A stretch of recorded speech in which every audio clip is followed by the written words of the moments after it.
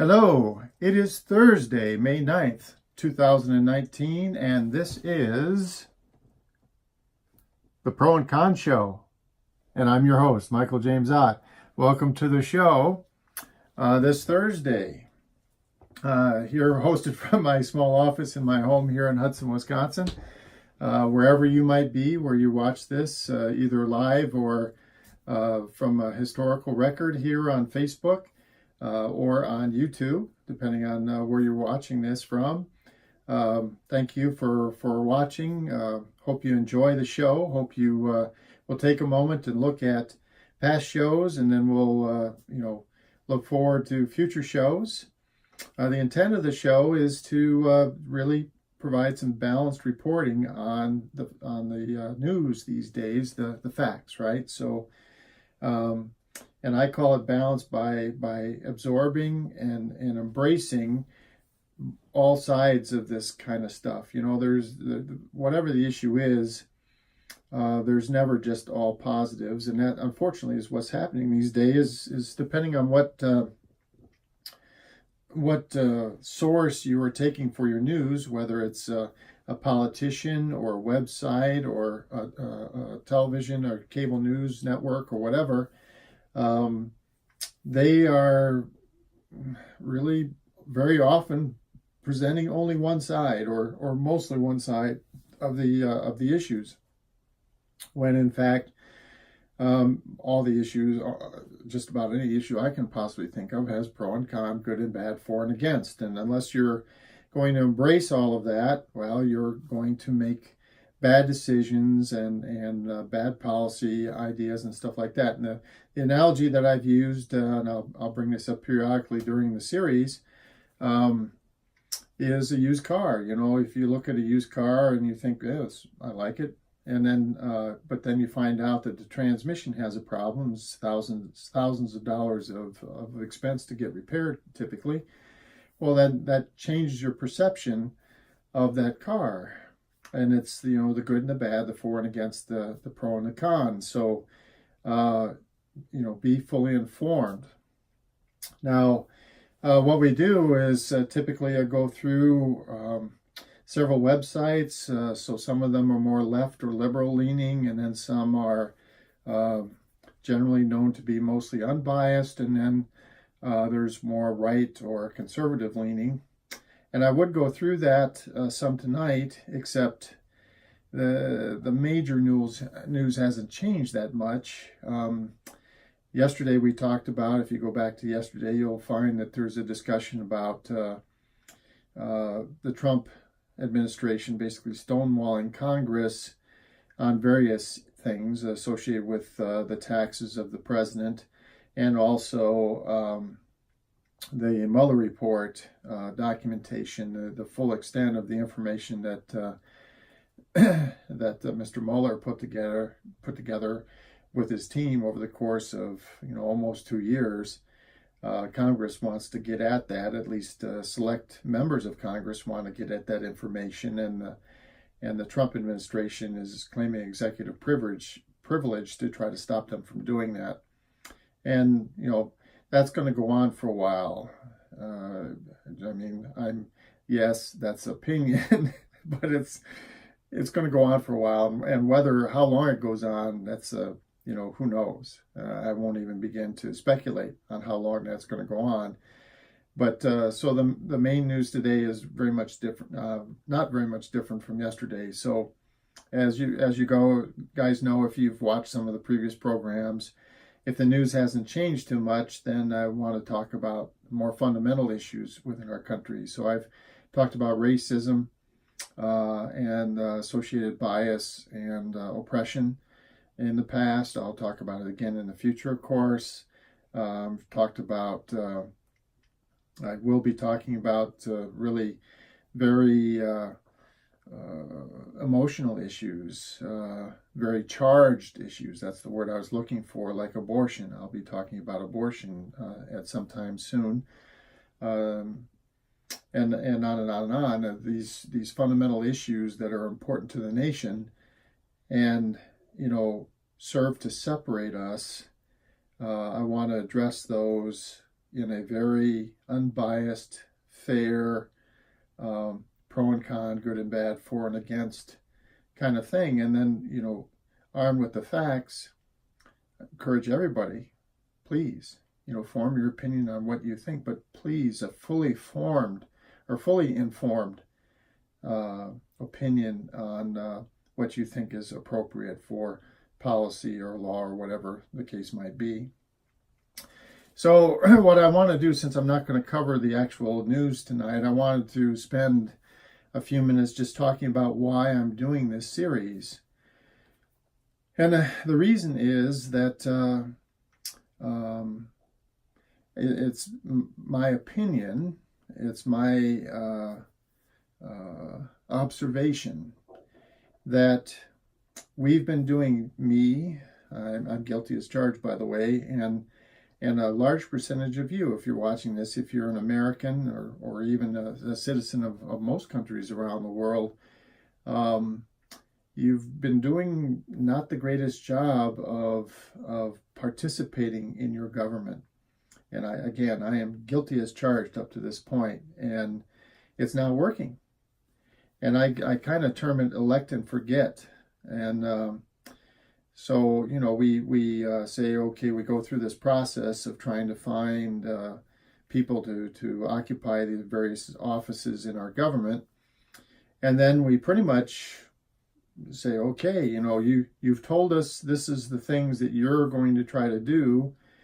And then we sit back and, complain and whatever about them trying to do that. Especially in this country anyway, there's this two-party politic thing going on where even the best of ideas get quashed in many cases just because one party or the other doesn't want to just allow success of the other party in power because of that ongoing struggle of us versus them. And this is tantamount to an analogy would be you as a person, any one of you watching this video, you as a person hand your checkbook with all your blank checks to someone, financial advisor or someone, and say, here's I understand what you've said. You've described what you're going to kind of do for me financially as managing my finances. So here's the checkbook. I'll see you in a year. I'll see you in 2 years. I'll see you in 4 years. You guys, most of you will recognize that as being a horrific mistake. And there's examples or similar analogies like Kareem Abdul-Jabbar, for example, and I'm not going to get the facts exactly perfect on this, but generically the story is true. Kareem Abdul-Jabbar was a great basketball player, and he played for many years, 20 years or something, a really long career. And he was an excellent basketball player. But the reality is, and I know this because I saw various interviews with him over the years, he, of course, made lots of money. They gave him contracts for millions of dollars over the course of his career. And I remember seeing him after a handful of years in his career, and he had to sign another contract, and he was in financial straits because his money had been mismanaged by whoever it was. And I want to say it was a family member, a cousin or something, but I could be wrong. But anyway, it was somebody, and he had given them trust. He just, here's the money, you take care of it, and, we're good to go. Well, all kinds of bad stuff happened, and the money got spent and for various things that he didn't approve of. And pretty much after so many years of playing basketball, he was pretty much broke. So he got a new person, and he signed a new contract, and then I'm pretty sure it happened again. And again, he had spent, all this time, several more years playing basketball, and at the end of that, he was pretty much broke again because his financial advisor, whoever was taking care of his money, he was not watching him close, and they basically, the money disappeared. And so I remember he was actually lamenting, one of the last interviews that I saw with him during his career, he was lamenting that he really didn't want to play another 4, 5, 6 years at that point, but because he was effectively broke, he felt like he had to. So he signed another contract, and of course he played great basketball still and so on, but he was well beyond where he really wanted to stop playing, and all because he didn't mind the store, if you will. And we're guilty of this. I'm guilty of it. We're guilty of this. It takes more than a few seconds. It probably takes a handful of hours a month to really monitor what's going on with your representatives and your senators and the President of the United States, and even like your local mayor and city council and stuff like that.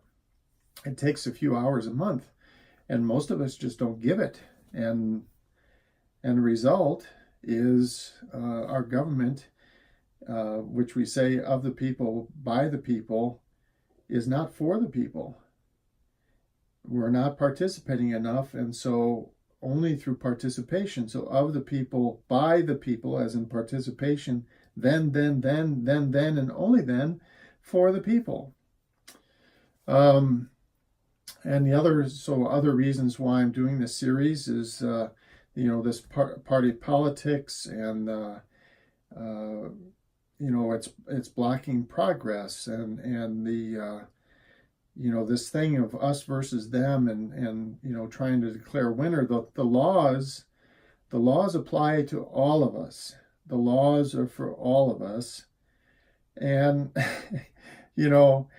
it's funny because we elect Democrats, and they have their agenda, and they try to change things in a certain way, and then they go too far, and then we get Republicans, we elect Republicans, and they try to go the other way, and they go too far, and we end up careening back and forth between these extremes, when most of us just want to go down a path on the average, on the whole.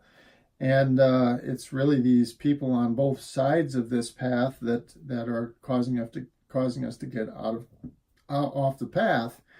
But yet they're fundamentally, it's us. We've bought into this two-party politics system, and we're letting it run amok. And we need to fix it. And I personally think that we need to really revamp, change the way, reform the way we get our government officials in office, and it would fix so many things that you and I lament about on a regular basis. And in fact, in one of the previous shows, and again I'll talk about it in future shows, I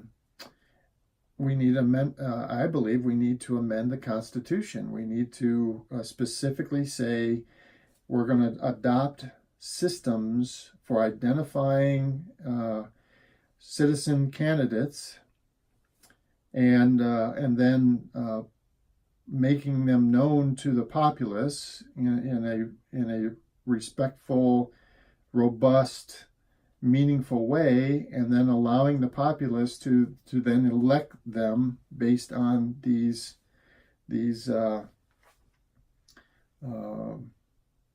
conscripted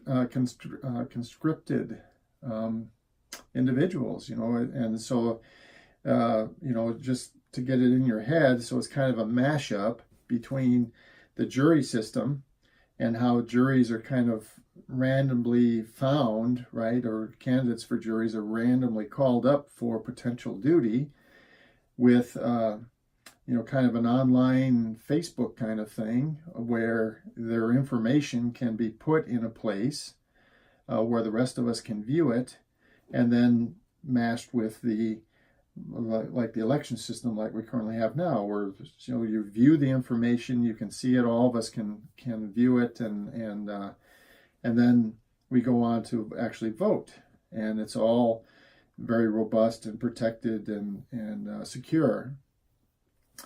and going back to, I do want to mention one other thing, just a thought that I had meant to mention up until now and had failed to do so.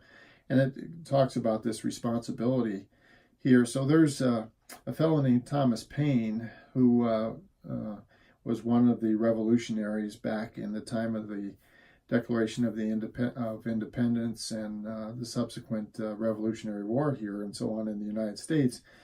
And he's somewhat famous for a quote: "Those who expect to reap the blessings of freedom must undergo the fatigue of supporting it."